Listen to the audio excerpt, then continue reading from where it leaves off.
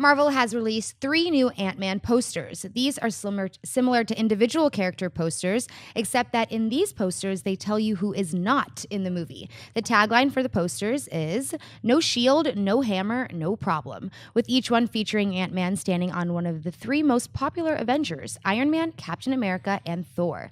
Dennis, do you buy or sell these new Ant-Man posters? Oh, this is a big buy for me. I had sold the last 2 posters they did. One was the hand-drawn collage one that looked a little weird, and the last one kind of looked generic. It was Ant-Man riding an ant with bullets flying into him. But these, to me, one, design-wise, they look great. If people see these, they'll notice it. And then number 2, it reminds people, hey, Ant-Man is part of the Marvel universe. He's, connected to the Avengers. So you want to come and see this thing. And they're saying it in a not so subtle way, but at the same time, with the tagline, "No shield, no hammer, no problem," is saying, hey, you're going to be entertained just by Ant-Man alone. So what do you think? I buy because they're also funny. I mean, one of the things that Ant-Man is going to have to do, and it looks like it does successfully from the trailers, is have a sense of humor. The guy's name is Ant-Man, okay? It's a silly name, and they play off that. Paul Rudd says, can we change the name? So when you see Ant-Man, you're like, wait, what is that again? This guy, but no, okay, we're going to laugh a little bit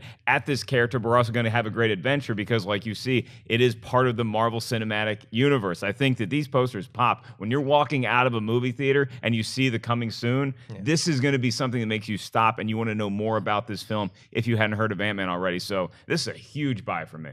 I'm definitely a buy. Definitely buy as well on this. I think, Sinead said it, and she said these are the top, 3 Marvel characters right now, and they're marketing that. I mean, the trailers on TV, or you see the TV spots, is always like, they show all the Avengers footage, and and here's this guy too, so like, come and join him, because I think some people might think, if they don't know Ant-Man, maybe this is like a throwaway character, maybe it's a separate movie away from everything, but to bring it all in with the Avengers, and I love the one with Mjolnir on there, or Meow Meow with Thor's hammer. I love that one, probably my favorite one out of the 3. Yeah, I'd definitely buy those. Well, speaking of commercials, do you think, because I haven't seen too much advertising for this movie yet, do you think Marvel is saving up to like maybe a week or 2 weeks before to do like an advertising blitz or campaign?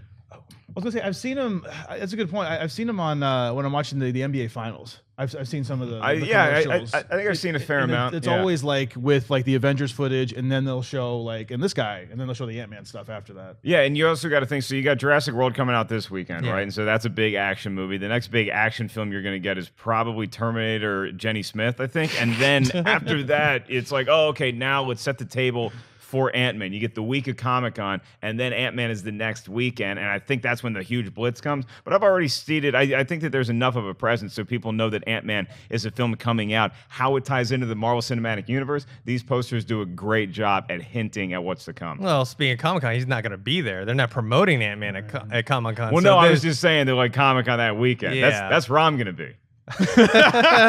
Not Marvel, but Mellis is going to be there.